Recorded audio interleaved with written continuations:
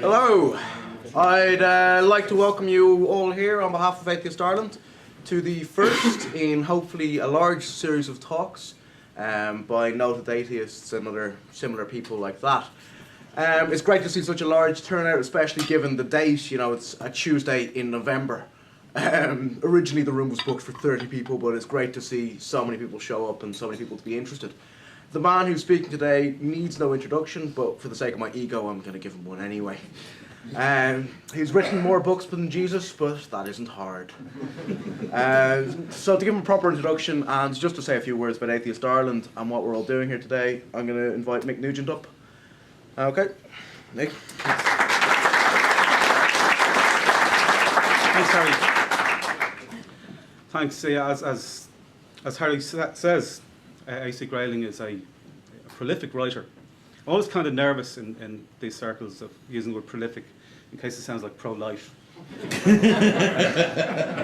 But A.C. is I mean, in the best sense of the word pro-life, A.C. is an excellent advocate for the type of ethical approach to living together that people have a proper concept of what life is about would hold.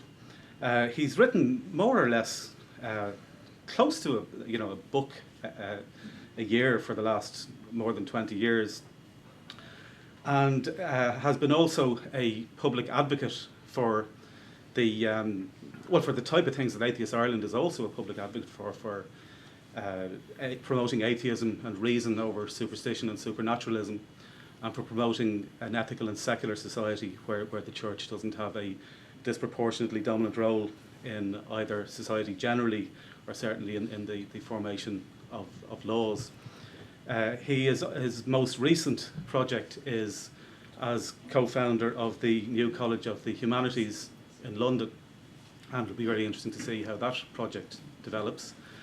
And he's just a fascinating person to listen to. So I first heard him live at a conference a few years ago, which was one of those conferences where you have somebody speaking for an hour, and then you have somebody else speaking for an hour, and then you have somebody else speaking for an hour. And with the best will in the world, no matter how interesting they are, you're sort of struggling to sort of keep your attention. And AC came on like close to the end of a day of that, and he was absolutely hypnotic to listen to, and full of practical and philosophical wisdom. So I think we have a treat in store today, and I'll introduce A.C. Grayling.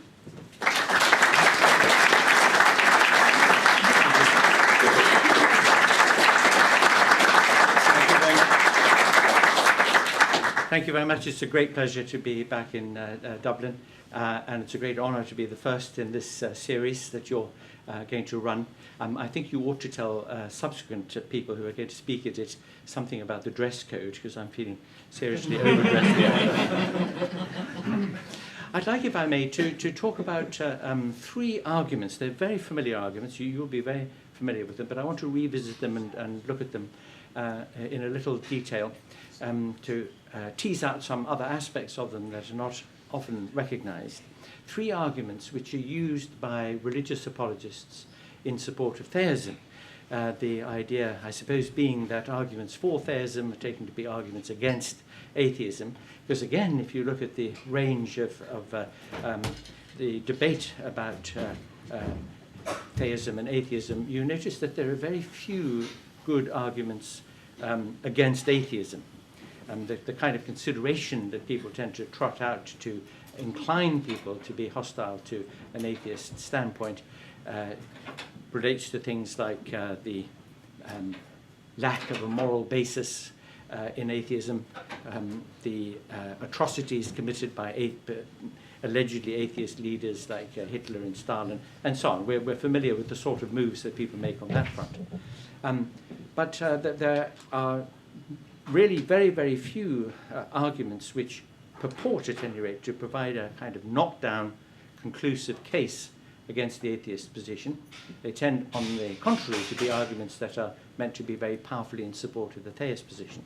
And so I want to look at three rather familiar ones. The argument that, as just mentioned, it's not possible to have a morality without a theistic basis. Now, I'm not actually going to discuss that argument. It's such a bad argument that we don't need to discuss it, really. You only just have to point out that there are some moral atheists, and then that story is over. But the point about the argument is that there are some, as it were, sociological or meta-theoretical remarks to be made about why theists think that that's a good argument that I want to mention. The second concerns the claim that theists make about the spiritual dimension, as they call it, of individual lives. And here there is something interesting which I think merits exploration. This is the idea that we human beings, with our creative and imaginative side, and our need to feel some connection with the world around us and other people, have a set of nostalgias and yearnings, which religion has been very good at capturing and monopolizing and talking about in spiritual terms. And I'd like to make some remarks about that, because I think there is a very important point there. And then the third thing, of course, is the claim, the sort of stock claim that theists make, that you can't prove that there isn't a God, or that there aren't gods and goddesses and fairies and the rest, and that they seem to take this as a kind of yah-boo sort of argument. Oh, you can't prove that there isn't one, so there is one, you know. But of course, that we know doesn't follow. But there is something about the idea of proof and about the nature of argument that one should pay attention to, because it's a very important point. And the reason why this talk is entitled To Set Prometheus Free, and so this is the commercial break part of the story, is that a year or two ago I published a little book of essays called To Set Prometheus Free, for the obvious reason, you know, that Prometheus was tied to a rock by Zeus because he had stolen fire from the gods and given it to mankind, and the gods are very annoyed because it says, if mankind has fire, then they become gods and they don't need us anymore. Too right. So he trapped Prometheus against this rock, and Prometheus had his liver gnawed every day by a vulture, and then the liver regrew overnight so that the torture could recommence the next day. And Shelley, a great atheist, and in the usual way of these things, by the way, he was sent down from his college at Oxford, University College, because he had published an atheist pamphlet. And now, if you visit University College in Oxford, you see there is a statue to him in the college, and this is the normal way of things. The more vilified you are at one point, the more of a national treasure you are later on. And this happened to Shelley. And he wrote a great poem called Prometheus Unbound, which is, of course, again, a continuation of this story, that we are no longer in the gods. You speaking a little louder just for the microphone there? Certainly. Shall I step a bit closer to the microphone or not? I think just speak a little louder would be perfect. I will try.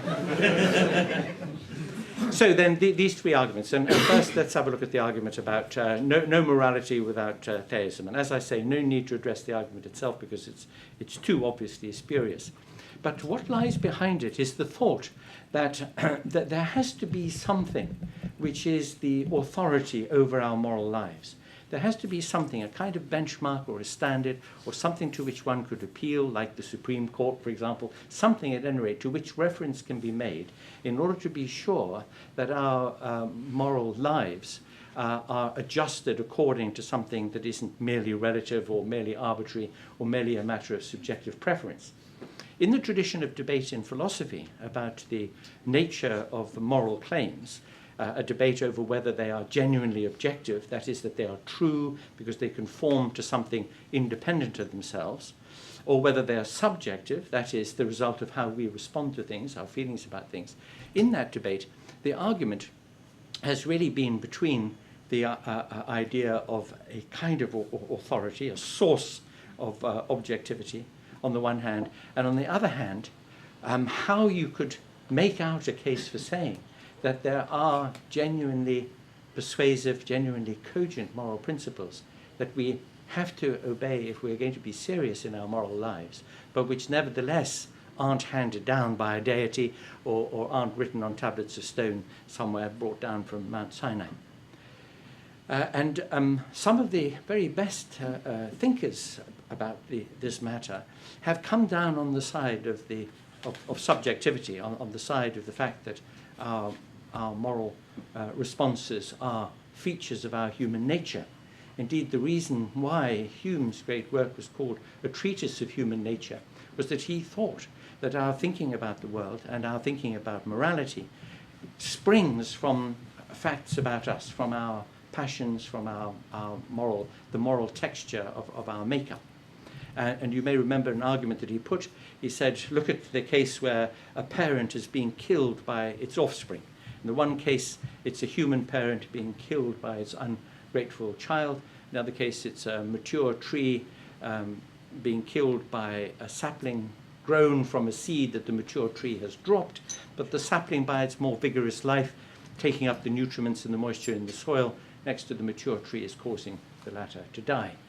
And he said the only reason why we distinguish between the two cases, we don't say, oh, naughty sapling, because it's causing the death of the parent tree, but we do say, oh, naughty child, because it's causing the death of the human parent, is that we are much more sentimental about human beings than we are about trees, that our feelings are much more richly engaged in the human case than the arboreal case.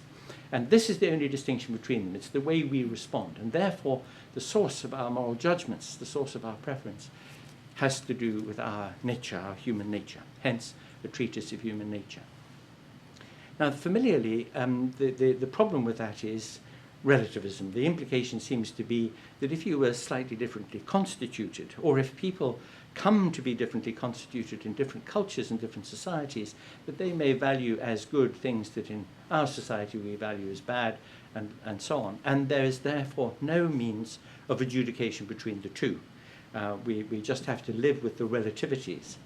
And yet our deepest impulses, our deepest instincts lead us to think that there are some things, like inhumanity and cruelty and injustice, murder and the like, which are just not acceptable no matter what you feel about it.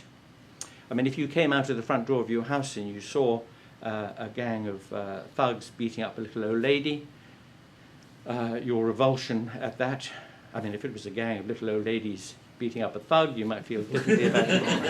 If it was a gang of thugs and a little old lady, your revulsion against it would seem to be not just simply a matter of how you feel about it. Indeed, if somebody said, oh, well, that kind of thing doesn't bother me, and went off to work, you would be horrified at that person, because you would feel that they were missing some very important component in their capacity to feel for and to respond to what's happening to other people around them, that there is a breakdown in the relationship of concern between one human being and another. And we also find, although this is consistent, of course, with what Hume says, that we do have a very natural, quick inclination to sympathize with others. Supposing you're walking down Dame Street in Dublin, and somebody ahead of you is just underneath a teetering pile of bricks about to fall on their head, what would you do? It would be extremely unlikely that you would say, this is going to be interesting. You would much more likely call out to them, call out a warning, and you would do it instinctively without reflecting on it. And this is an indication of how the connections between us have this moral content. So it comes down to a question of what is it that makes moral judgments and moral sentiments objective, if they are so? What is the authority of our moral lives? Now, to people who were brought up in a religious tradition, or to people who are insufficiently imaginative about these things, it really does seem that you have to have a policeman somewhere up there in the sky who's watching over everything and has already issued a set of edicts about the do's and don'ts, and who will get you in the end. I mean, it's a very, very powerful means of social control. One might point out, as a kind of footnote remark, that you say to people, there is an invisible policeman. He sees everything you do, even when you're on your own in the dark. And even if you get away with it during the course of this lifetime, you're not going to get away with it when you die. And this is a very powerful, powerful instrument of control over people's lives, all the more so if you make people come and report their failings once a week in the confessional. And then they're reminded of the fact that they're under scrutiny all the time. We notice that most governments in the developed world have now officially given up belief in the invisible policeman, because they've installed CCTV cameras in the streets like that. So they no longer leave it up to the deity. But this idea, this recourse that the moral law has to its enforcer is a very natural one to have been embodied in a religious outlook, and a very natural one for people to assume, because we always want to push back the ultimate explanation for something. You know, how did the universe begin? Well, it satisfies some people to say it was created by God. I always say in those cases, by the way, don't call the originator of the universe God, call him Fred, and then you suddenly see the emptiness of the claim. The universe was created by Fred, and then you think, well, hang on a second, that hasn't actually explained anything at all. But in exactly the same way, if you say the moral law is handed down by and enforced by Fred, then you see that actually doesn't give you the objectivity you need. And therefore, it forces you to think a bit more about how you can have a sustainable, authoritative account of the force of the moral law in our lives. Now, those of you who were reading Kant's Critique of Pure Reason and Critique of Practical Reason in the bath last night will know that Kant, of course, puts this down to reason, that if we think very carefully about us, you know, he says, we stand halfway between the animals and the angels. Like animals, we have appetites and needs and desires, and like the angels, we have reason. Now, the angels never do anything wrong because he didn't really believe in angels, by the way, but he just figuratively. They have no appetites, but they do have reason, so they always conform to the moral law. The animals have appetites with no reason, so they just go with their appetites. But we are cursed with both appetite and reason. We see the better, but we do the worse. We are impelled to satisfy our appetites, but then we recognize the harm that can do to others and to ourselves, so we have to exercise reason to restrain and direct ourselves. And therefore, it is reason which provides the authority over us. It provides the objectivity. I think, however, that although there is something very compelling and indeed in its way rather beautiful about that argument, I would always rather prefer people to employ reason than appetite when they're coming to very serious judgments about things. There is another resource, and I think a much more interesting one, and that is to recognize that we are essentially social animals, that we need our relationships with other people, that we know from the distilled experience of our kind in history and in literature and in philosophical reflection, that the best and most flourishing kinds of lives are lives which have at their heart good relationships. And the minute that we recognize this, we recognize a duty on us to reflect on our relationships and to see the great advantage, even if you were to take the crudest of self-interest lines, that our behaving well towards other people and taking into account their needs and interests, their goals, is something which is of great benefit to ourselves and to everybody. Indeed, the shortest way of putting this, and I love to quote this because he's a great Irishman and a great mind, quote George Bernard Shaw on the subject of the Golden Rule.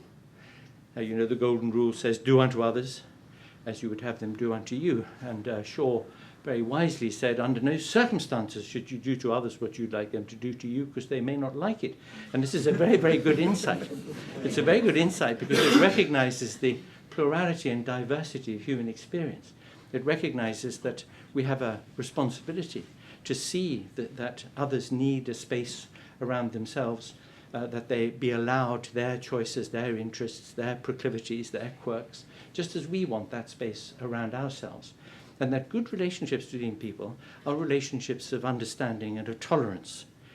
And that's not a cliche, because tolerance, if you think about it, you know, we all think that we're very tolerant folk. Actually, it's because we don't mind. And it's when we do mind that we have to do the hard work of tolerance. And we find that it is quite hard work, because it involves having to hold back some of our reactions to things and to do the business of finding out why it is that people behave and choose as they do. And so we can look to human nature, we can look to the facts about us as social beings and about our and everything that implies, because it's a very rich concept, the concept of being a social being. We need our relationships, we need our communities, we need the bonds that bind us to our children, to our other members of our family, to our communities, and we also need the courage and the intelligence to widen that domain of concern to other people whose interests, needs, outlook, language, beliefs and practices are very, very different from our own. Now, all that is, a sort of rather elaborately put cliche, that we all understand that this is true, But when you look at it full in the face, that consideration, you see that it is what exerts moral authority over us. You don't need Fred. You don't need any other consideration outside facts about us as human beings and about our societies to recognize where our moral imperatives arise. And these moral imperatives are not of the kind that you could inscribe on tablets of stone, because they emerge from the constant negotiation, the constant conversation that we have with one another in our relationships about how we are to behave towards one another and what we are to allow and accord one another. This is why we get quite dramatic shifts in moral outlook over time. And they are not evidence of relativism, rather they are evidence of the fact that we are a dynamic community of beings, that we are reflective and intelligent, and we learn from new circumstances, and that when some things change in our social relations, it makes other changes possible too. And perhaps the most dramatic example of this in the last half century and more is the greater acceptability of homosexuality in our societies. So gay people at long last are liberated from the oppressive attitudes towards homosexuality, which date all the way back to deepest antiquity in our religious beliefs.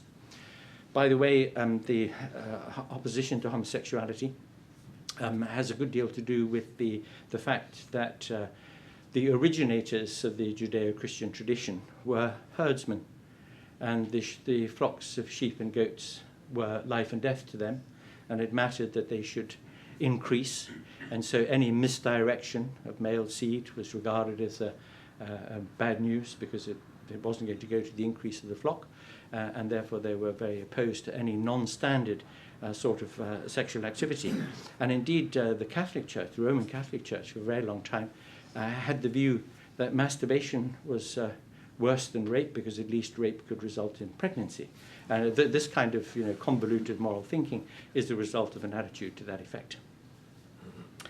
I was in a London taxi a few weeks ago talking to the cab driver, as one does, about the Old Testament.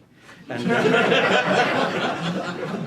I asked him if he had read the Old Testament, and he said he hadn't. And I asked him if he remembered any stories from it, and he said he vaguely remembered something about a woman being turned into a pillar of salt.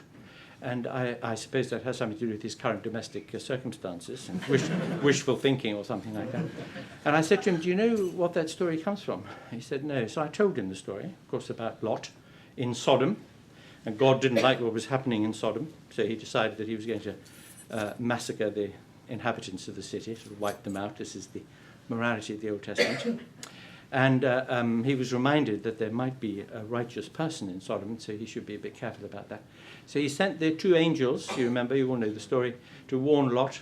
And the citizens of Sodom, since the angels were rather good-looking chaps, wanted them. And they came banging on Lot's door. And Lot said, you can't have them. You can have my two daughters instead. You remember that? They said, we don't want them. We want these two youths. Anyway, they managed to escape, and Lot's wife turned to salt because she didn't obey the injunction not to look back. And then Lot and his daughters are up in the mountains. The daughters are fed up. They had no husbands. What are we going to do about having children? We'll make daddy drunk and sleep with him. And then they are the ancestresses, as you know. I can't remember of whom, the Moabites and the somebody else. I often think it's the Ammonites, but they were fossils. But maybe that's it. I told this story to the taxi driver, and he said, after a pause, he said, is that in the Bible? I said, it is. And he said, surely they cut it out. And in a way, when you reflect on the idea that religious traditions provide us with the authority over our moral lives, that provide us with the content as well as the principles of our moral outlook, you can be very surprised, and it does us a lot of good to be reminded of stories like that. So this idea, no morality without religion, you can trot out all the stories about Lot and the rest, but what lies behind it is this idea of what the underlying bedrock is of our moral activity. And I don't think that we need look any further than facts about us, about us, human beings, a sensible, generous, open-minded reflection on what we need from one another and how we get along best with one another. And we find that those seemingly commonsensical, seemingly rather commonplace even, considerations actually provide, as is so often the case with things that are simple, something very deep, and you don't need to go further than that depth. So that's the argument about morality. Now the argument about spirituality. Now, I do think that it's a wonderful thing about human beings that they have this sense of the poetry of things, the sense of the poetry of the universe, that we have at some of our more reflective, some of our better moments, we have a kind of yearning or a kind of nostalgia for that connectedness that we would love to feel with all other human beings and with the universe. And most of the people in this room, I think, quite independently of illegal substances or Guinness or anything else, have had moments of that sense or of that yearning or of wanting to be able to express that. And we may well have found it. We may well have found it when we fall in love. We may find it when we listen to wonderful music. We may find it when we walk in the country. We may find it when we read great poetry and it really strikes home, really speaks to us in some way. We may have found it in a very simple moment of rest or relaxation, or looking at a sunset or whatever. Those sentiments, those feelings, and when those feelings come to us, there is, along with it, because we are expressive, articulate beings, also a desire to do something which gives expression to it. The sort of commonplace thing is that somebody would stand on a hilltop and see the sun setting across the ocean, a great beam of light which seems to be directed at you individually, and a natural thing for people to say, "Oh, thank you, God, for such a beautiful world." Little footnote remark, it always astonishes me how many people go to church after a natural disaster when tens of thousands have been drowned or struck in an earthquake and not made a connection there and thought of doing something different. But they have that kind of feeling with the sunset over the sea. And that's an interesting, and I think captures something which is important and valuable about us, part of the very best side of us as human beings, that we are capable of these deep nostalgias for the absolute, as we might say. And the religions have been very good at hijacking these emotions and at saying that they own them and that you find your spiritual expression best in the course of a religious service or in the course of sitting quietly in a church or in prayer or in reading the scriptures. I have to say that as somebody who was obliged as a little boy at a boarding school to sit through church services most days of the week, that there was nothing particularly spiritual about the experience at all.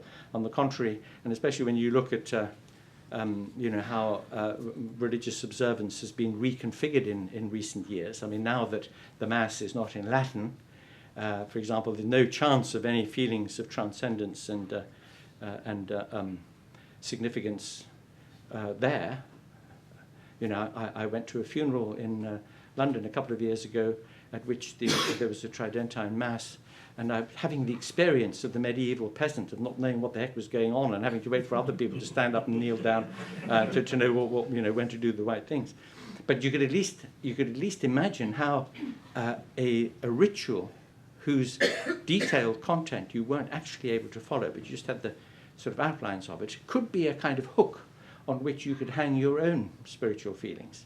Very like, that old joke about why the little girl preferred radio to television, and she said she preferred the pictures on radio and so on. Well, it's your own imagination which is feeding into things and colouring them and giving them their content. But when, of course, the religious rite comes to be expressed in the demotic and you can understand it, then it isn't so interesting. So the idea that the religions, through their rituals, through their practices, through their observances, provide an opportunity for people to express their spirituality, doesn't persuade me so much. I mean, I can imagine some, great big thing going on in St. Peter's Basilica in Rome, or some tremendous pomp like the investiture of a new pope. I don't know whether you know, by the way, that the Italians call the Pope Papa, and his name is Ratzinger, so they call him Paparazzi Italy now. But the investiture of the Pope, that might be a great moment, a great ritualistic moment in which people could feel this upsurge of spiritual feeling. But actually, these feelings, these yearnings for the absolute, come to us in just the ways that I've described before. In listening to music, in walking in the country, in being with friends for dinner, in falling in love. And I think that we ought to reclaim those things from the monopoly exerted over them by religion. Those feelings, those great, sometimes incoherent, overwhelming, wonderful, rich, deep emotions that we are sometimes capable of having, we should redescribe them as being something natural to us as human beings, something that we could very well seek out, as some people do when they set time aside for listening to music or going to a concert or reading poetry, that we should recognize them as a very valuable feature of ourselves, and we should recognize them also as being a naturalistic component of our psychologies, and not something which only happens if you do certain things, like go to church, or that they don't have a significance that you're actually in contact with the sublime. I mean, I've often thought that if you were to try to do a kind of Nietzschean genealogy of religion, to try and work out what it is about our remotest ancestors that led to the formation of religions, we have quite a lot of empirical evidence to guide us on this, by the way, because the great religions of today, Judaism, Christianity, Islam, Hinduism, which is a tremendous misnomer for a family of religions in India. But these religions are, in human historical terms, very young religions, and they all happen to take rise 2,000 to 3,000 years ago in their origins at times of monarchy, which is why we have, the sort of monarchic kind of God. But for tens of thousands of years before that, and in a lot of societies whose nature and structure is rather close to those more remote historical societies, there isn't religion. There is a form of animism, which is a kind of proto-scientific attempt to explain how nature works by attributing agency to it, which is a projection from our own felt capacity as agents. So the wind blows because there's a great agent puffing his or her cheeks and blowing, or the rain falls because a great agent is weeping and so on. And these are attempts to provide a kind of explanation which is in its way proto-scientific. And you notice a sort of geography in the history of religion, or in fact a kind of increasing altitude among the gods, because they used to be in the streams and the rivers as water nymphs and dryads. And then when we got to know the streams and woods better, they went up a bit at mountain tops. I mean, one of the gods of the early, because Judaism used to be a polytheism, and the tribal god of the Hebrews seems to have started out as a volcano god, pillar of smoke by day and a burning bush on a mountain top. And then when people crept up to the mountain tops and there were no gods there, they went off into the sky. And now they've gone beyond space and time altogether. The more we know, the further they go. So there is a kind of geography in history of that kind. But when you go back to those ancient times and you ask yourself, what is it that made people think that, A, they could have contact with these agencies, and B, that these agencies were a bit more than just blowers of the wind and weepers of tears and making thunder by walking on the clouds? And the answer is that if you got drunk, or if you had a fever and you had hallucinated, or if you ate wheat with ergot fungus on it, or if in some way, or the wrong kind of mushroom, the Amanita muscaria, that'll get you in contact with a few gods for a while. If you do any of those things, you will think that you have broken through to an alternative reality, and you might very well make, it seems to have been the case, the inference to having made contact with these agencies, and that the roots of religion lie in fungus and mushrooms and getting drunk, and of course they've stayed that way more or less ever since. But that is a ready explanation, if we were looking for naturalistic explanations, of why people think as they do about these matters. And therefore, it would have been a very natural connection. If you've eaten a magic mushroom and you've had that pretty floaty experience and met the gods and seen all sorts of colours, that the most extreme form of expression of these feelings of transcendence and of sort of spiritual experience would therefore naturally be annexed to religion. And the religions have certainly made a great play of them and have claimed ownership of them more and more as our lives have become more and more practical and commonsensical. So I say that on that matter we should contest the religions, contest religious apologists on their claim that we only attain the sublime and we can only express ourselves spiritually in a religious setting.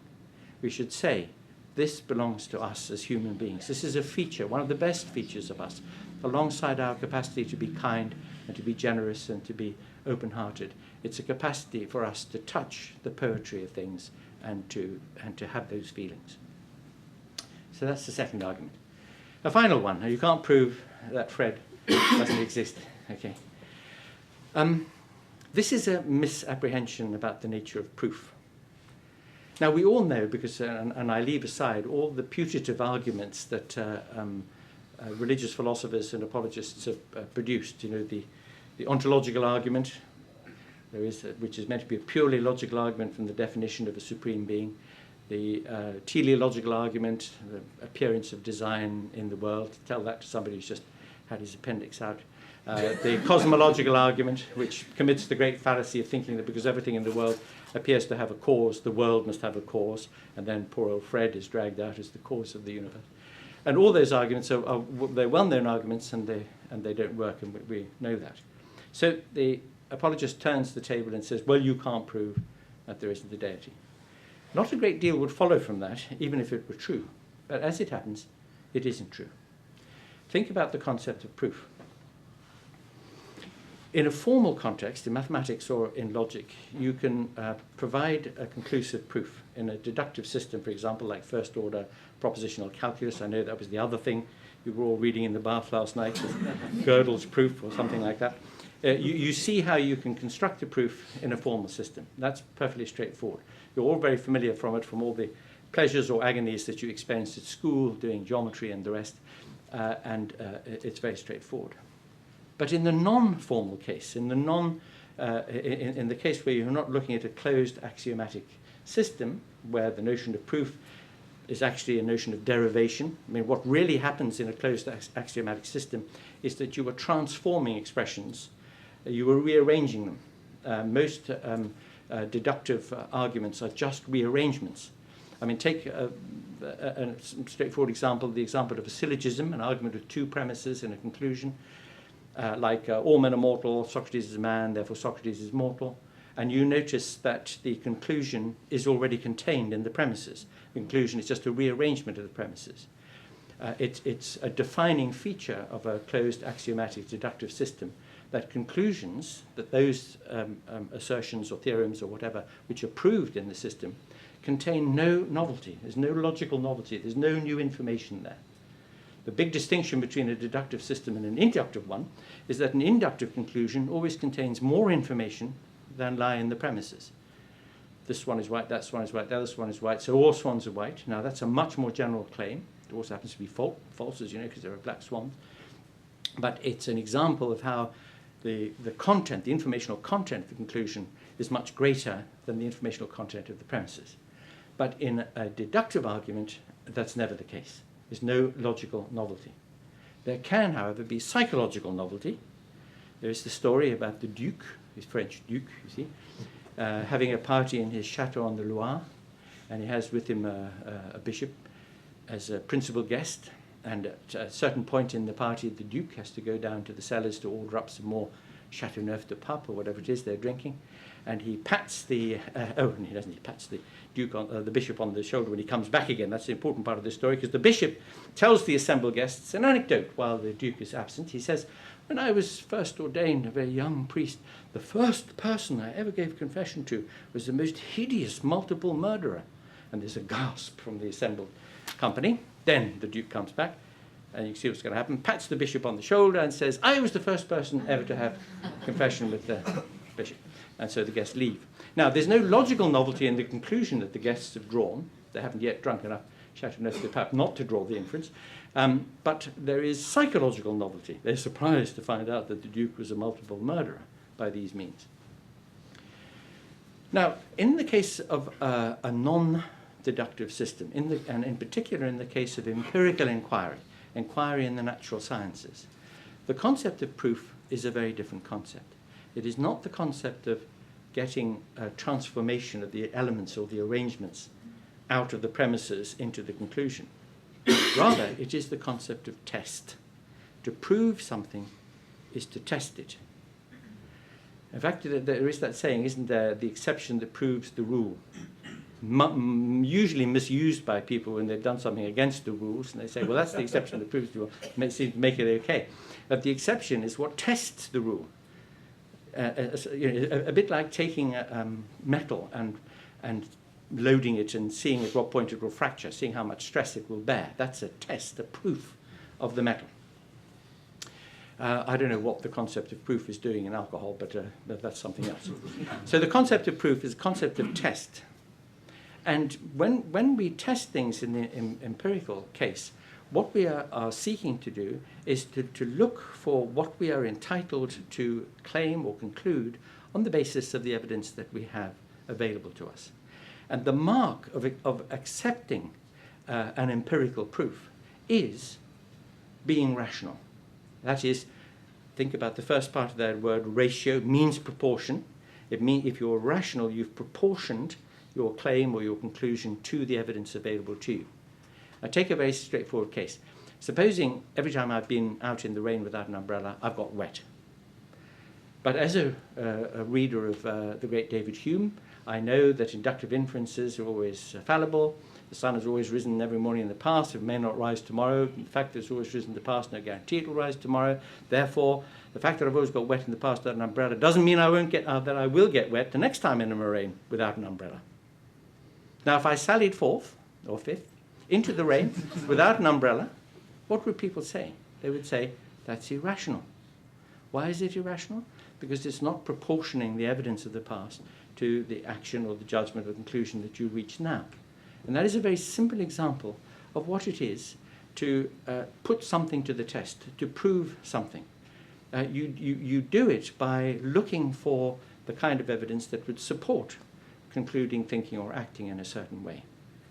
Now, you're all familiar, because it was the third thing you were reading in the bath, it was a long bath last night, was Carl Sagan's thing about the dragon in the garage. You all know that case. The person says, I've got a dragon in my garage. You say, oh, that's interesting, could I go and see it? Oh, well, it's invisible. Oh, but surely there are some other ways that we could know that it's there. Let's sprinkle flour on the floor and see its footprints. Oh, but it never lands on the floor. Well, its wings must, we could put the flower that might move the thing around. Oh, no, its wings flap very gently. Doesn't it make any noise? No. Could we light our cigarette by its breath? No. And so on and so on. So after a bit, it gets to the case where there's no way of detecting either the dragon or, for that matter, Fred in the garage, because nothing whatever will count as evidence for it. Now, if either nothing whatever or anything whatever counts, I mean, this is the Karl Popper point about a theory which is consistent with all the evidence, that there is nothing whatever that counts as counter-evidence, that you can't identify anything that would disprove, that would really be a test of the theory, then the theory is empty. It explains nothing whatever. You can't use it. And this is precisely, of course, the situation with assertions to the effect that there is an omnipotent being or beings, and having these and those sorts of egregious properties. Nothing whatever counts as evidence that would allow you to test the claim that there is such a thing. Indeed, it is written in the scriptures, God will not be tested. Now, there's something convenient for you. You know, people say about Bernie Madoff that his big mistake was not to follow the example of the Catholic Church. He should have promised returns in the afterlife, not in this life. And the thing about Bernie Madoff was that he was subjectable to test, to proof of what it was he was doing, these 10% returns year after year. And so this is the example of proof in the empirical, non-deductive setting is a matter of test, a matter of rationality, a matter of looking at the kind of evidence that would make you, even in the case of evidence that was equivocal, nevertheless make you inclined to think for ancillary reasons that you should be open-minded about this. This is why I think, and I argue in that little book, To Set Prometheus Free, that agnosticism is not a tenable position. That if you are going to look at what counts as proving claims about the existence of supernatural agencies in the universe, you find that it is irrational to believe them. that you are in the same boat with Fred as you are with Bertrand Russell's teapot, or with any other of the examples that you make which show that a bare assertion, a bare claim to the effect that there is something, is no more than that and is empty, unless something is offered to you that you can test or prove. And so proof is possible. You can prove, that is, you can rigorously test and challenge claims to the effect that there are supernatural agencies in the world, and those proofs or tests will show that it is irrational to think that they exist. And that argument seems to me to be one which needs a much wider airing. People ought to be prepared to examine the elements of that argument and to put that argument much more often, because of all the considerations that one could adduce in criticizing a religious outlook, that one has a great deal to recommend it. And there I end. Thank you.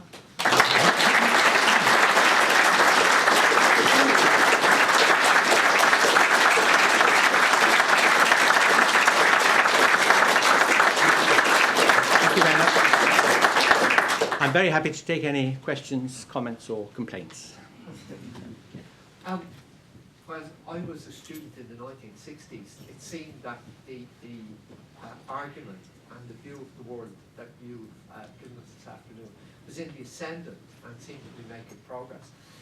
Now, if the research done by the Pew Institute is to be believed, outside of Europe and globally, it would seem that religion and belief in God and magic thinking of various kinds is in the ascendant again and seems to be growing, particularly over the last, say, 30 years or so, the last couple of few decades or so. At the same time, there has also been a growth in the magic thinking of the market and liberal economics or so. Do you think the two things are connected? Well, there's no reason why economists shouldn't be every bit as irrational as the people who have religious beliefs. Indeed, there seems to be some evidence in favour of that hypothesis. It's a very mixed picture about what's happening with religion in the world, and even the Pew data is slightly more ambiguous than you think, because the Pew polling results for the United States of America particularly show an increase, especially among people under the age of 35, in agnosticism and atheism. And that there's now, the population of the United States is about 310 million, and something like 18% of that population now say that they don't have a religious commitment of one kind or another. And that's quite a big number. That's getting on the region of about 50, 60 million people. I did a book tour in the United States earlier this year with my secular Bible, the Good Book, hoping that somebody would shoot me and miss. Was, an important part of the arrangement was the missing, which would have done, would have done wonders for sales. And I found that everywhere I went, and the audiences I met, expecting, of course, to get a certain amount of hostility and criticism, in fact, they were very receptive audiences. And this is because they're found tens of millions of people in the United States, and this is a proportion which is increasing, so that's a happy sign. An unhappy sign, I don't know whether you saw a very recent number of the New Scientist, that all the major contenders for the Republican nomination for president are all of them complete, I'm on air here, aren't I? Anyway, so read that argument, that article. I'm inclined to think that it isn't that the numbers of people who are religious are increasing. I think rather it is the volume of the religious voice which is being turned up dramatically for a couple of different reasons. The main reason is that people who don't have a religious commitment are now much, much more vocal. Just looking over the last decade, for example, every year several thousand books are published in the United Kingdom alone of a religious nature, or about Christianity, or about prayer, or religion for children, or Bible stories, or something, in the thousands, not in the hundreds or the dozens. And there have been about a dozen books, I think Christopher Hitchens and Richard Dawkins and Sam Harris and one or two others, have caused the most tremendous stir. And this is because the churches and the religions have had an absolutely free ride for most of their history, except when they're fighting one another, of course. And in recent decades, there's been a kind of the existence of religion as the bulk of the iceberg underwater, and people haven't really noticed it. In fact, until the atrocities of 9/11, which brought back the idea of radical, aggressive, violent religion to the forefront of our minds, what would happen is if you met somebody at a dinner party, certainly in England, who had a religious commitment, that person is very unlikely to upset everybody around the dinner party by talking about it. And if you met somebody who was religious, say a Christian, then you would treat them a little bit as if they had had a recent death in the family, which is sort of apropos. So we would pussyfoot around one another and wouldn't engage. But after 9/11, there has been a head-on confrontation, and a lot of people have become very outspoken about their point of view, and therefore a lot of people, I remember being very surprised in the 2 or 3 years after 9/11 by the people who I would never have guessed or never have thought and never bothered me to think about it, had one or another religious commitment, but who came out. They came as gays come out, so religious people came out and said, well, in fact, I'm religious, or they defended the right of people to be religious, which of course we must all accept. What we need to do is to defeat them by argument, not in any other way. So it's a question of volume, it seems to me, not so much of numbers, not so much of proportions. I think, maybe I'm being very optimistic here, that actually the trend is in our favour, and that the phenomenon that we're seeing is rather similar to the animal backed into the corner. They make a bigger noise and they're much more aggressive, and they make bigger claims and so on because they are on the back foot. And religion, certainly in the developed and advanced countries of the world, they do feel on the back foot. In England, for example, Christian communities, they're claimed to be persecuted, which of course they love. They should really be, thanking us, because that's the posture they most like to have. But they actually claim to be persecuted. And this is a country, England, not the whole of the United Kingdom, which has an established church. Head of state is the head of the church. They run most of the primary schools and many of the secondary schools. They have 4 programs on the BBC every day.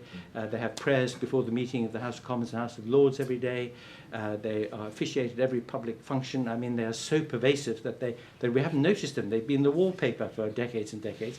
Now we are noticing them.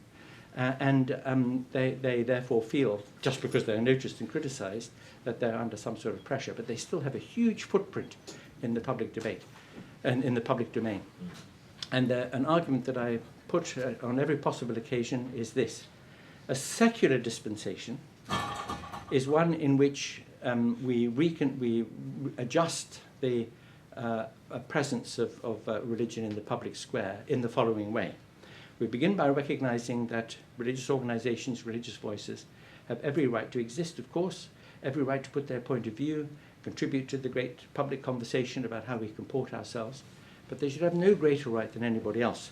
They should recognize themselves as civil society organizations like trades unions and political parties, and they should take their turn in the queue for getting their points of view or their policies implemented.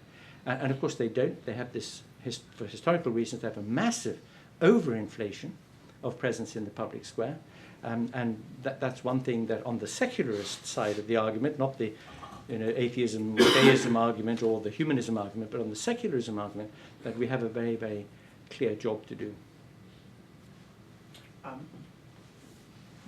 Maybe a comment of sorts.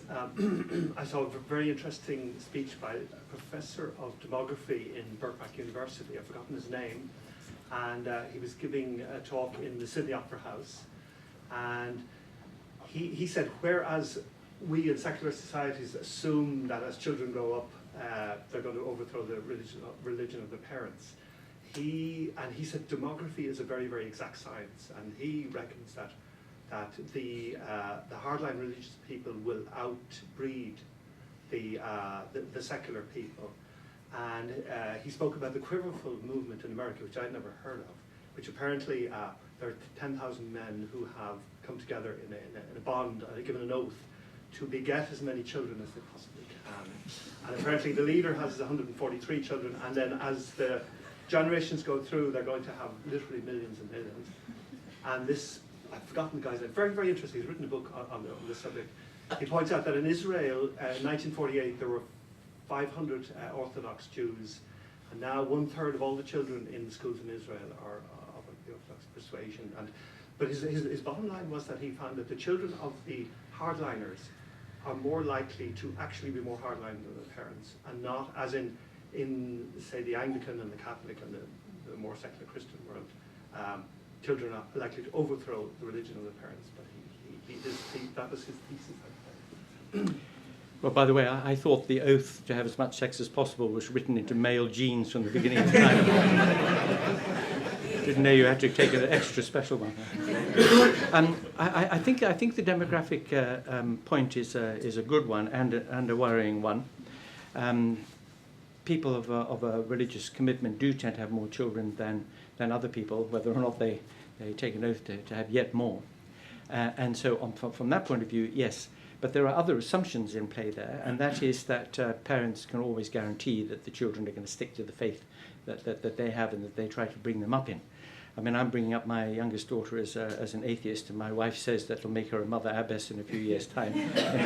there always is, although she's pretty feisty as an atheist. And I was telling some people last night how when she was about 8, she said, I don't believe in God, but I do believe in the tooth fairy, which I think, because of the empirical evidence for it, is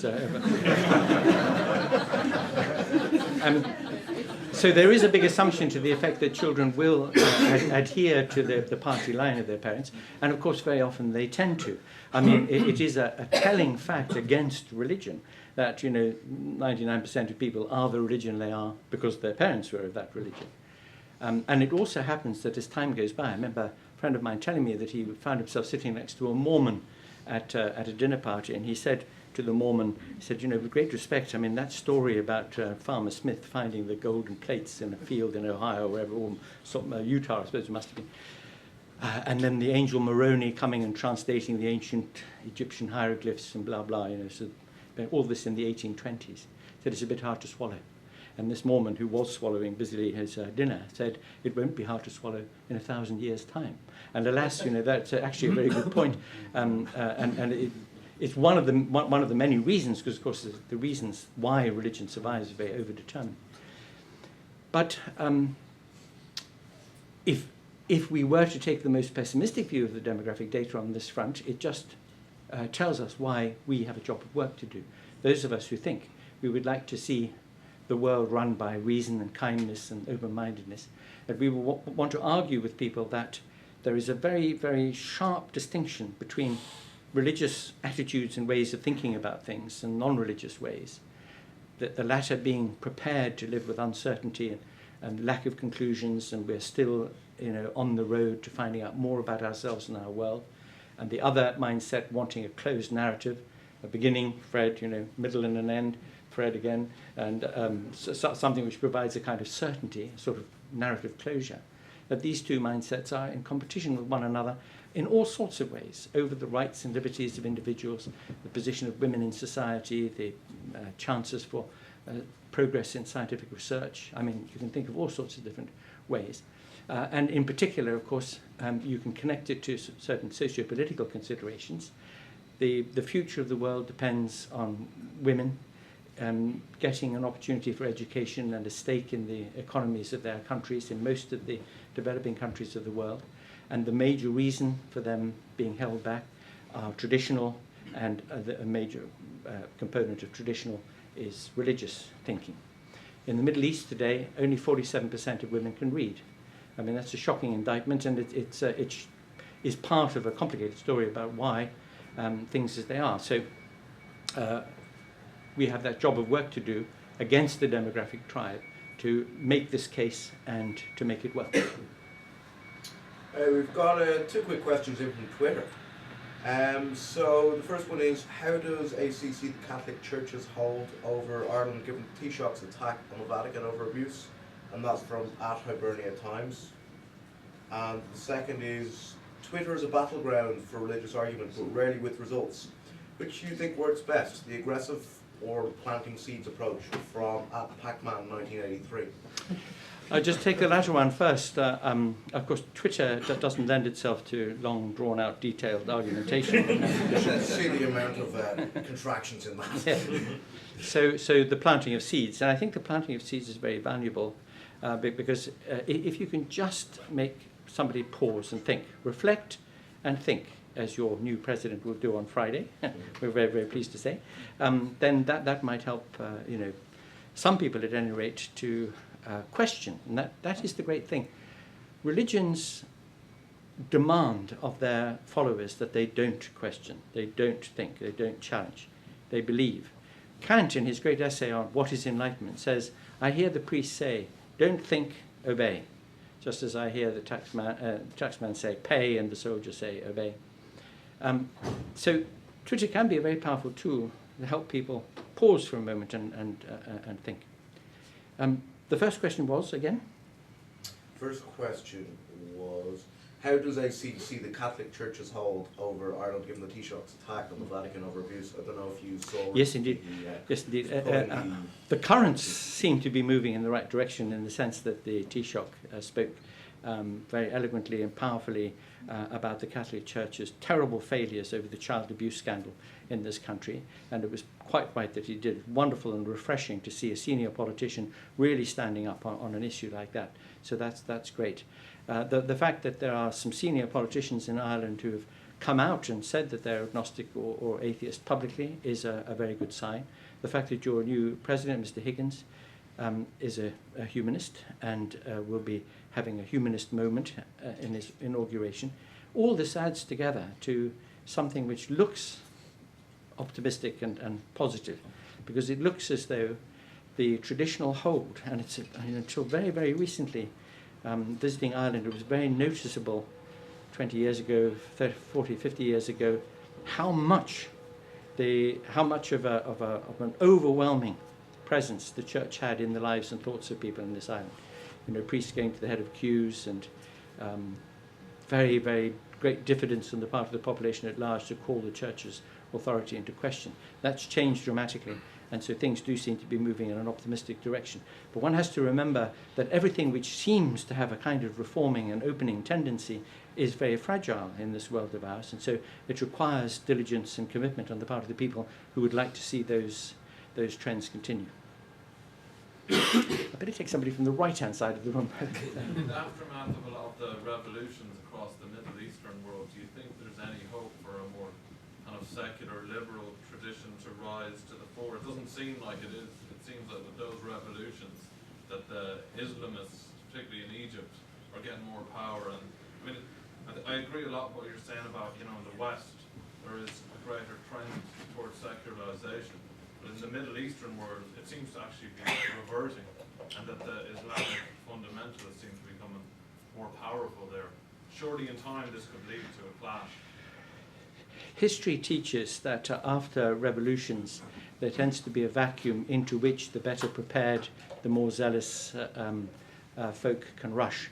I mean, if you look at what happened, for example, in the French Revolution, something rather similar happened there. A vacuum of power came to be filled by people who were not the people you would want, and they had to be contested and eventually defeated by a sort of resurgence of the kind of authority that many people before the revolution were trying to get rid of. So it's very, very hard to say. It's very early days for one thing. The anxiety is that there will be these better organized and better prepared people coming into the vacuum and filling it and taking their opportunities there. And it looks as though some of the Islamist parties and movements in those areas are precisely those better prepared people. But it's very, very hard to tell what the longer term trend will be. I saw an article, a very interesting article in the International Herald Tribune just a couple of days ago, suggesting that some of these Islamist groups in the Middle East are moderate, and in comparison, for example, to Al-Qaeda, who, according to this author at any rate, who is something of an expert in the field, is itself rather alarmed by the form of Islamism that seems to be positioning itself to take power in the Middle East. So it's very difficult to say, and I have no authoritative view on it, except an anxiety, of course, that things will actually go backwards. It would be very dismaying to find that it would have been better for dictators and tyrants to stay in power than that there should be a general liberalization and opening up of those societies, because the latter has brought in different kinds of tyranny, and that would be a very sad outcome. I was just to make a comment on Michael D. Higgins. He was on a couple of interviews, and I don't think he actually came out as being humanist or as atheist agnostic. He was very ambiguous on it. He said that he had his own religion of sorts. He said he had his own beliefs. He said that he was spiritual, and he even said that he attended church on occasions. And I mean, I've always suspected that he is a humanist or atheist, but I've never had hard evidence of it like that. But it'd be interesting to see if he actually takes the oath. That is the kind of. And he has to be very careful what he has said. Yeah. I think those of us who know him know where he's. Sorry if I may. Yeah. Those of us who know him know where he stands, but he has to be very careful. Yes, I mean, what you heard in those words was the sound of feet shuffling uncomfortably around a political arena. But he's never actually ever. Whereas his comrades have come out for punches to us and Rory Quinn, but he's actually has never, as far as I've said, ever made a public pronouncement. As far as I can know, absolutely, I mean, I've always presumed that he is. Can I just clarify there what he has said? He has said that he will take the oath, In Irish. and he has said that he said that he is spiritual, but that his presidency will be inclusive of all, including non-religious people. That's close to what he said. That sounds like political speak for I'm an atheist to me. But vote for me, please. He's never actually. well, you wouldn't expect him to. I don't. Question there. Yes, sorry. Yeah. I was just wondering to think about the extent of reason within society to change things to overcome maybe superstition or traditional practices. Anthony Appiah, the philosopher, talks about the limitation of reason, and he gives examples of, say, foot binding in China, that it wasn't, okay, there's a good reason not to have foot binding, and overnight people said, oh, that sounds like good, that sounds reasonable, we just abolish it overnight.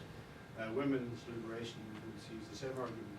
So I'm wondering what you think the extent of reason, perhaps its strengths and perhaps its shortcomings for social change in society. Well, look, there's no doubt at all that reason does have its limits, that there are places for our emotions, and unless we had educated and well-directed emotions, of course they would be disruptive. And if you look at human history... Would you just be able to summarise the questions, especially... Oh, sorry, okay, yeah. So the question in effect was, are there limits to reason? And you quote Anthony Appiah talking about this, and examples where practices have gone on for many, many, many centuries, like foot binding in China, which when good reasons were advanced against the practice, it was abolished. And my response is just to say that a good relationship between reason and emotion is obviously required. We need to educate and discipline and direct our emotions so that they can be creative and generous and can help us to live in sort of flourishing ways. We need to give expression to those emotions like sympathy and kindness and affection, which generally speaking, not invariably, but generally speaking, positive and productive ones. And we need to combat those emotions like anger and greed and others, or greed has an emotional component to it, which are destructive. So, I mean, all these things are clear enough. A marriage between reason and emotion is the sort of thing that one wants.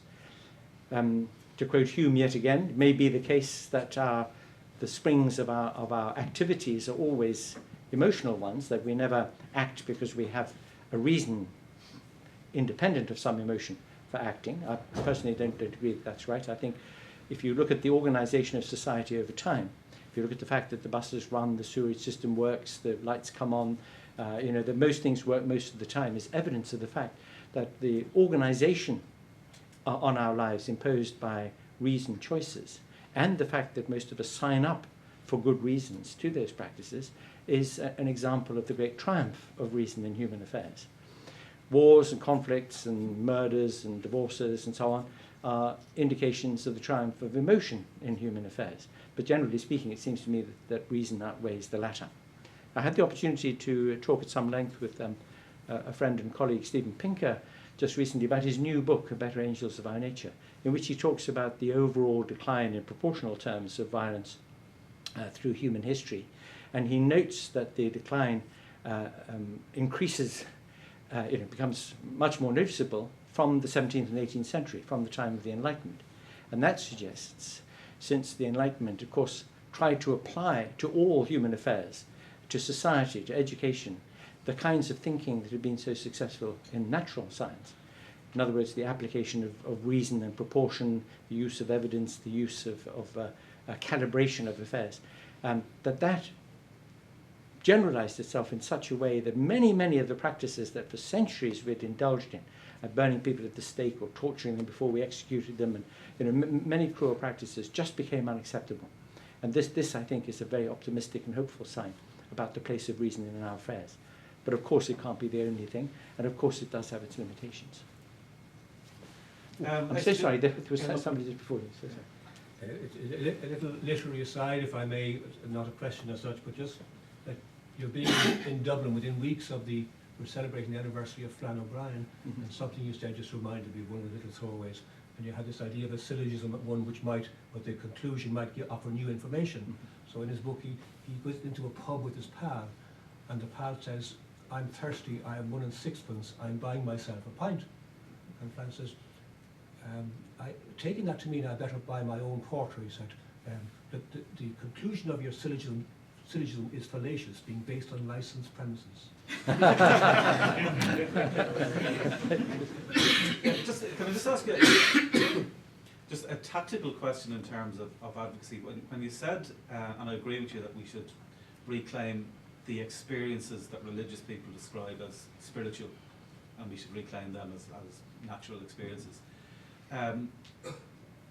What phrase would you use to describe them? Would you use the phrase spiritual and say, but they're natural, but that has the ambiguities of spiritual also having its other... Yes, it has the connotation, doesn't it, of some religious thing. I think the way one wants to put it is something like this. Those experiences, those feelings, those states that we describe as spiritual states, or the religious people describe as spiritual states, we should re-describe them as a walk in the country, or as listening to music, or as falling in love, or as being with your friends. In other words, we should recognize that the sort of heightened, sensitive, deeply pleasurable, deeply significant experiences that we have in our lives belong to us as part of our natural psychology, as part of what human beings do and feel. And when you make this point, it liberates people from thinking they have to find another kind of description of it, that maybe this is a religious experience. There is at Oxford a unit at Manchester College called the Religious Experience Research Unit, in which they've been collecting the religious and spiritual experiences of people now for many years. I think it might have been started by Sir Alistair Hardy way back in the 1950s or 60s. And if you look at some of the results of that, you're astonished at how trite a lot of spiritual experiences are. I was walking in the wood and a voice came out of heaven and said, "You must visit your auntie." You think, well, could have used that opportunity to tell us something about the nuclear structure of the atom or something like that. It didn't happen.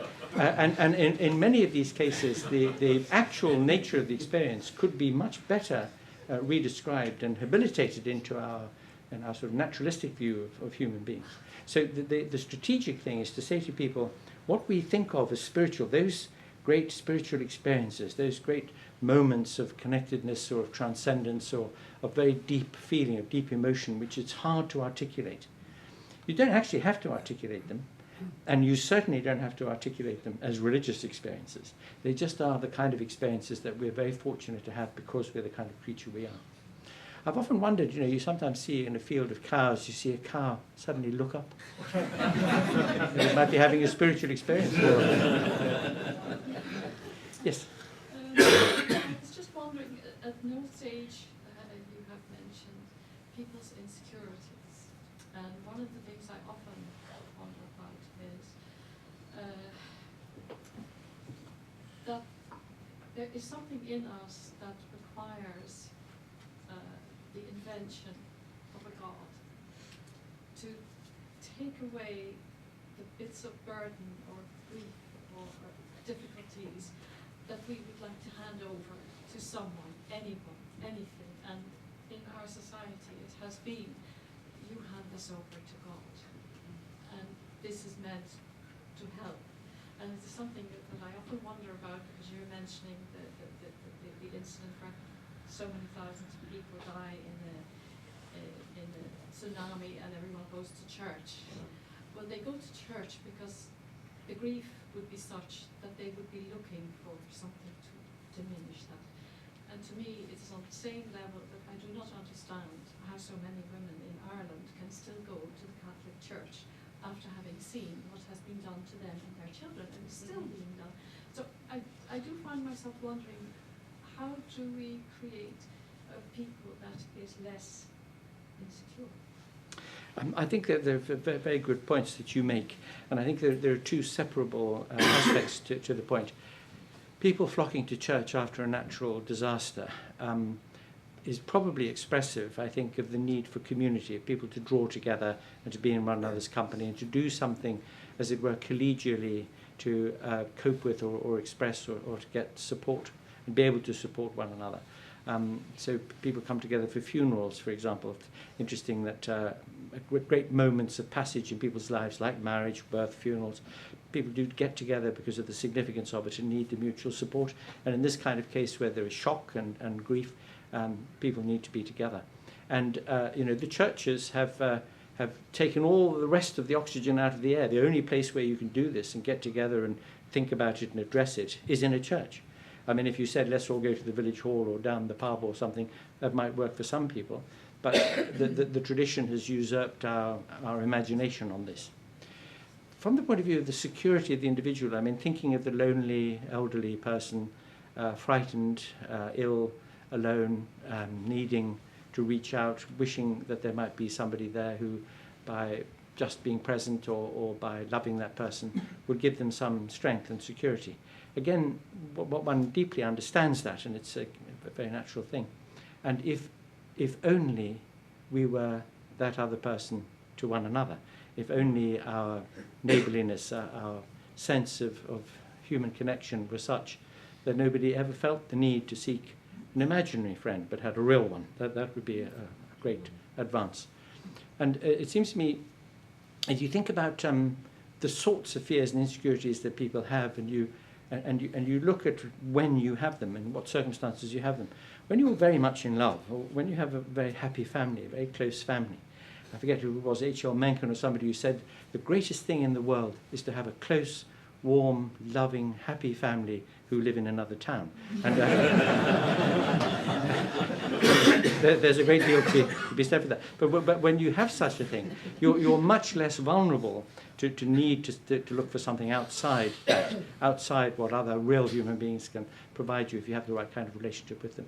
And so if there are people who are lonely and afraid and who reach out to some traditional solution to that, that is a fault of ours as human beings in our communities. That's a failing of ours. Back to the Twitter. From @GLIC16.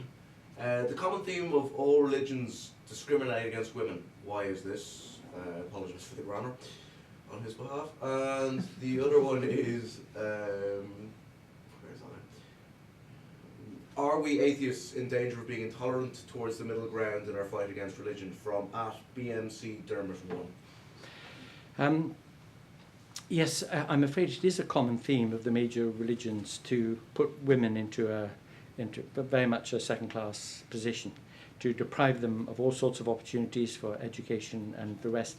It's known as a result of empirical work done by the UN and other agencies that if women have an opportunity for an education, even an elementary education, they tend to have fewer children, the children are healthier, the women can get access to their rights, they can control their own economic resources if the need arises, and the communities and therefore societies to which they belong benefit from these facts. And so it's a great black mark in a way on human history that at least for the last 2,500, 3,000 years with the major religions that we know of, that women have been deprived of an opportunity to be fully equal, or in my own view of the matter, actually very much better if they were in charge than not. So that is a common theme, and it may have something to do with the kind of sentiment expressed by Dr. Samuel Johnson. He said, women are so powerful that it's a very good thing the law doesn't give them any rights.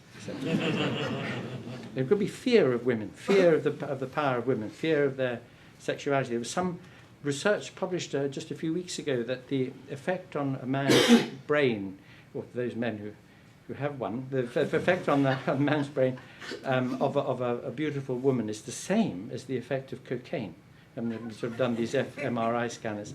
And I mean, that might be a very good reason for wanting to lock them indoors if it were true, in the view of some people. So it could be fear, it could be anxiety, it could be the tremendous mystery of birth that women own. It could be all sorts of reasons why societies have wanted to deprive women of rights and full participation. And most of history, of course, if one could hear the weeping of people who have been oppressed and cloistered as a result of these attitudes, it would probably be unbearable. So there is that common theme, and it's one of the things that one has to contest.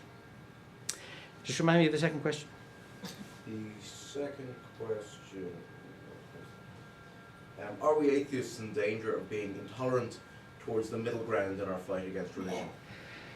Well, Sam Harris made a very good point in his book, The End of Faith, in which he says that ordinary moderate religious observance, even talk about the C of E, Church of England, C of E meaning Christmas and Easter, it's the only time they ever go. Even sort of moderate, unreflective religious observance provides a kind of mask or screen for the more zealous, the more active and energetic forms, all the way to extremism. Of course, extremism is a minority affair in religion, as it is in all other things. But the difficulties created for society and the world at large, if indeed masked by a moderate religion, is a reason for thinking that we should be as robust in our challenge to people of moderate religious observance as to people of a more zealous outlook. But I do take the point that lies behind that, which is that we should do it with, I think it's a mistake to think in terms of moderation and respect and the rest, because actually that already concedes quite a lot of rhetorical ground. You say, oh, but I respect your point of view. I find it rather difficult to respect a point of view in which people believe in, supernatural agencies telling them what they can eat on Fridays and so on. So it is quite hard to respect an intellectual position like that. But what one can do is to remember that ideas and movements and institutions are open season. Attack them, be robust, be critical, really go for them. But individual human beings, that's a different matter. There are fellows in society, there are fellows in the human story, and many of the reasons why they have the views they do are things that are not entirely their fault, isn't it? They decided to become an annoying, Catholic in their mature years, but they were brought up that way, and they were brought up in a society which reinforced that, and so they are, in a way, as much victims as other people are, as perhaps women are in traditional societies. And if not victims, then they are people who, given how busy and complicated life is, haven't yet given enough thought to it, or have just accepted it because they respect their parents, and so on. And so one must treat them with the default, which is that your fellow human being is somebody you should approach with kindness and concern always, and never put them beyond the pale of your respect unless they behave in ways that really do demand that, and then try and engage with them and argue. And the argument against the ideas, against the traditions, against the institutions should be extremely robust and not concessive. That's how I put it. Thank you. Thanks very much. I expect a lot of people have to go off to work. All of those of you wearing ties, anyway. Yeah. I was going to ask. I'm sorry, I have to read this off the screen because I can never remember this guy's name. But it's Cardinal Cormac Murphy O'Connor. Said that atheists are not fully human. Now, I didn't hear the interview, and I'm just wondering in what way you might consider we are less human than religious people. Well, I imagine that he didn't mean we have especially hairy backs or anything like that. I think he might have meant that it is the fullest human potential is realized when we admit our dependence on the deity, or when we give full expression to our religious lives, I suppose, and hope that he meant something along those lines. Can I clarify, brother? Yeah. I did hear the interview, and he was called out on it by the interviewer. He said, "Are you really saying that?" And he said it is close to what you see. He said that if we don't have the connection and the desire to connect with the divine, that we are missing something that is necessary to make us fully human. Yeah. Oh, I see.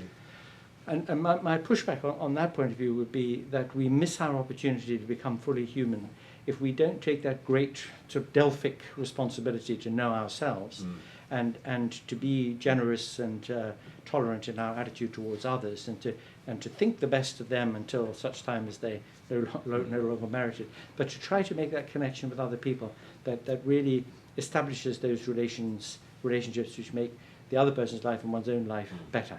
And that is the fullest expression of our humanity, alongside something that we tend to forget, and that is that we have intellects, we have intelligence. You know, T.S. Eliot said, there is only one method, and that method is to be intelligent.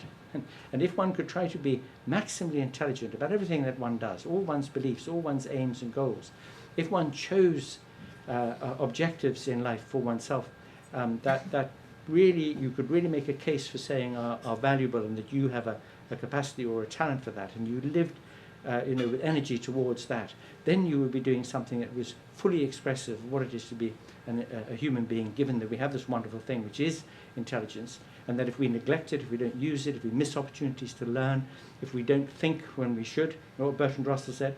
Most people would rather die than think. Most people do, that's the problem with humanity.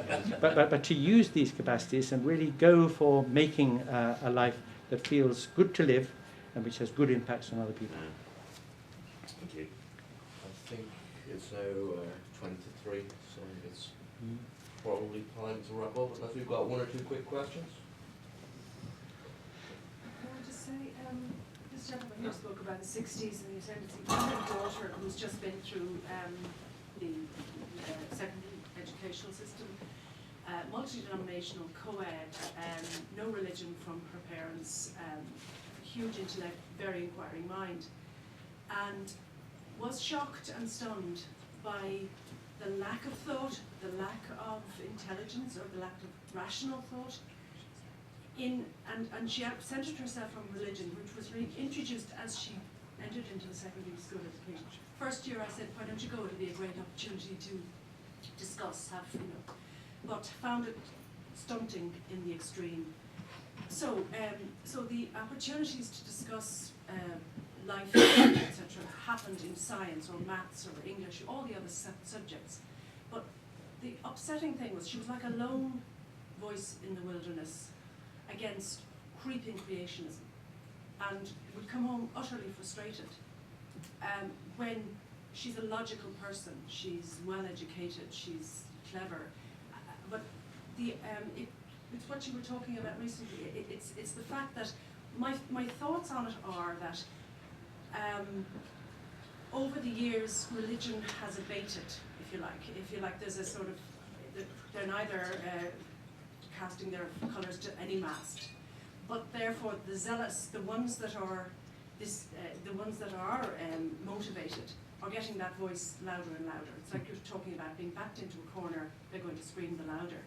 But I was shocked on her behalf. I'm just, it's wonderful, she's in college, she's utterly happy, but it's that creeping creationism, and it's the blind acceptance that I feel you're giving far too much respect, if you like, to the religious, because you're a respectful person, and you are appealing, if you like, to a thought process.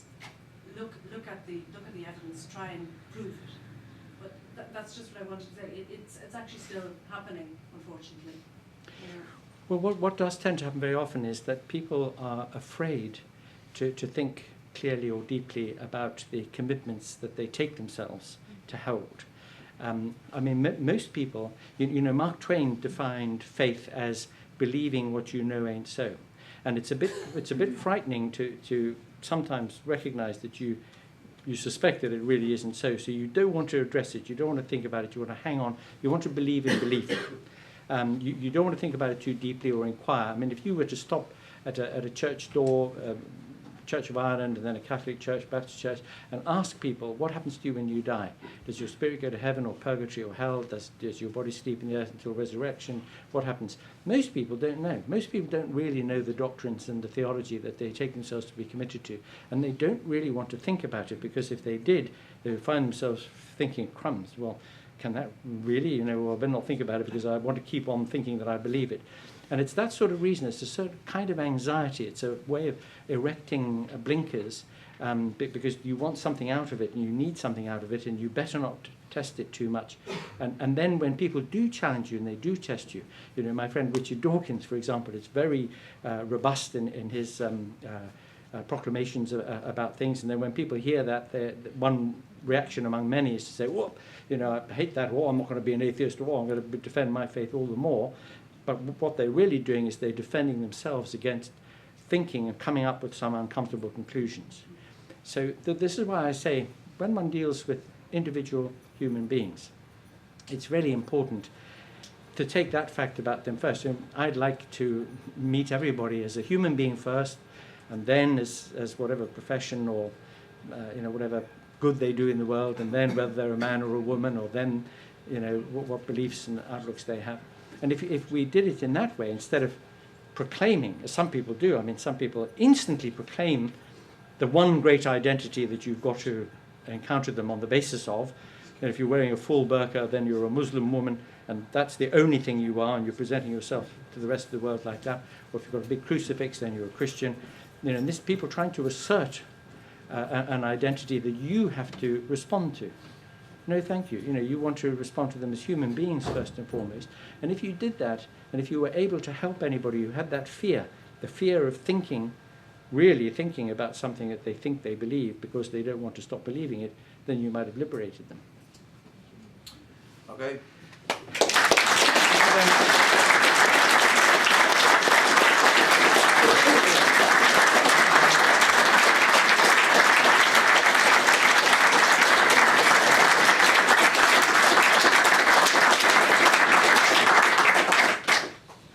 So we'd just like to thank Professor A.C. Grayling for coming over here and giving that excellent and thought-provoking speech.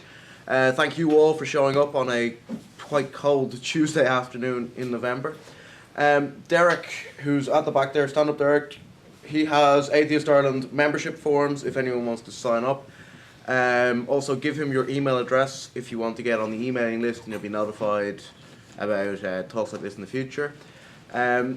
This talk, obviously, while it is we're providing it free, it does cost us money to hire the room and things, so any donations that people have are very much appreciated. But as I said, the talk is free for everyone who came. So on that, one final thank you to AC, thank you for everyone else who's helped organise this. Goodbye, good luck. Thank you. Yeah, that's fascinating. Thank you very much. Thank you.